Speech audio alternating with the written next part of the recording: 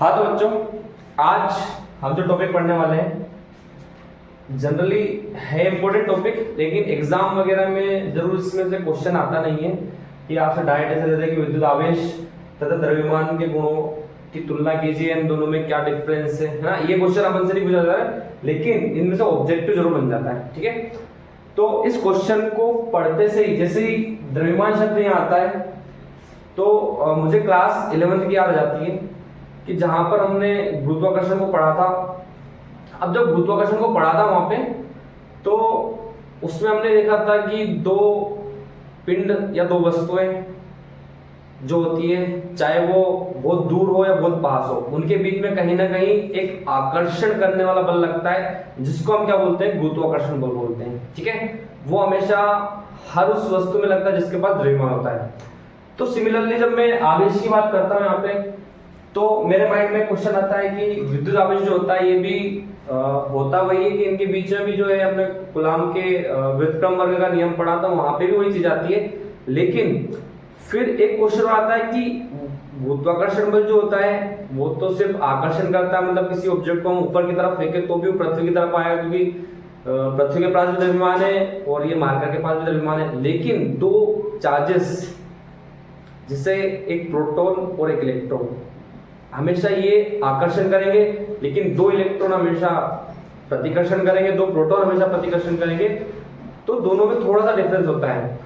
तो इसके लिए हमें इनकी बेसिक जो है कि इनमें क्या डिफरेंस होता है, आवेश किन किन प्रॉपर्टीज को फॉलो करता है और द्रव्यमान किन प्रॉपर्टीज को फॉलो करता है, तो वो हम इस वीडियो के माध्यम से अच्छे से समझेंगे। ठीक है, तो आप बने रहिए मेरे साथ। देखिए यहाँ पे विद्युत आवेश लिखा हुआ है, यहाँ पे लिखा हुआ है द्रव्यमान। तो जो विद्युत आवेश होता है ये एक अदिश राशि है, द्रव्यमान भी क्या है, अदिश राशि। यानी पहली चीज तो क्लियर हो गई कि दोनों में किसी भी प्रकार से दिशा का कोई महत्व नहीं होता है, किसी दिशा में हो दोनों क्या रहेगी, अदिश राशि। सिर्फ इनमें परिमाण की आवश्यकता होती है। किसकी आवश्यकता होती है, परिमाण, यानी कि इसका संख्यात्मक मान से इसका अर्थ कंप्लीट हो जाता है। सेकंड हम बात करते हैं, आवेश धनात्मक हो सकता है, ऋणात्मक हो सकता है, शून्य हो सकता है ना। ये धनात्मक भी रहेगा, ऋणात्मक भी रहेगा और शून्य भी रहेगा। प्रोटॉन धनात्मक, इलेक्ट्रॉन ऋणात्मक और न्यूट्रॉन शून्य। लेकिन जब हम द्रव्यमान की बात करते हैं तो केवल धनात्मक होता है। यानी किसी भी ऑब्जेक्ट को आप अगर हाथ में लेते हो, जैसे मार्कर मेरे हाथ में है तो इसके पास द्रव्यमान है, द्रव्यमान हमेशा धनात्मक है।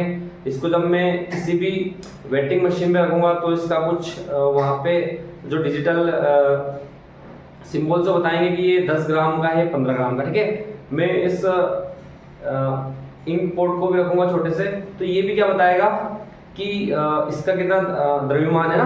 तो कहने मतलब ये है, जैसे मैं किसी बुक वगैरह को भी अगर रखता हूँ तो सब क्या बताएगा, कुछ ना कुछ उसकी वैल्यू बताएगा, ग्राम में, किलोग्राम में, इस तरीके से। लेकिन आवेश की जब हम बात करेंगे तो वो धनात्मक, ऋणात्मक और शून्य तीनों तरह का रहेगा, लेकिन द्रव्यमान हमेशा हमेशा धनात्मक ही रहेगा। ठीक है, इसको कभी आप ऋणात्मक मत बोलना कि -10 ग्राम, कभी आपको -10 ग्राम सुनने को नहीं मिलेगा, कभी आपको -1 किलोग्राम सुनने को नहीं मिलेगा। ठीक है, तो इस तरीके से बात कर रहा हूं। फिर बात करते हैं थर्ड वाला कि आवेश संरक्षण के नियम का पालन करता है।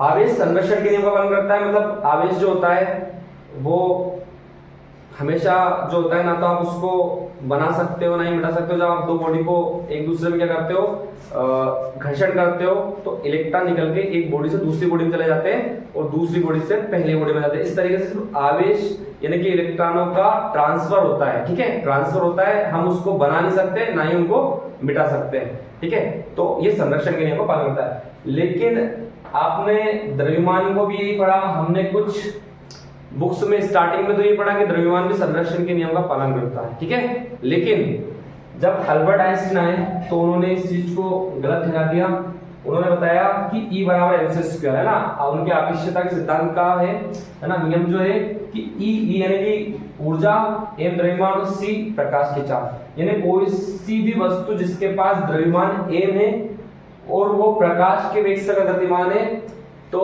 वो धीरे धीरे द्रव्यमान ऊर्जा में कन्वर्ट हो जाता है। यानी कि द्रव्यमान को ऊर्जा में, ऊर्जा को द्रव्यमान में बदल सकते हैं। ये किसने बताया था, अल्बर्ट आइंस्टाइन ने। तो इसके अनुसार हम बोल सकते हैं कि द्रव्यमान ऊर्जा में बदल सकता है, यानी कि द्रव्यमान संरक्षण के नियम का पालन नहीं करता है। ठीक है, अगला जो है आपका आवेश क्वांटीकृत होता है, ठीक है। आवेश क्या होता है? क्वांटीकृत, ठीक है।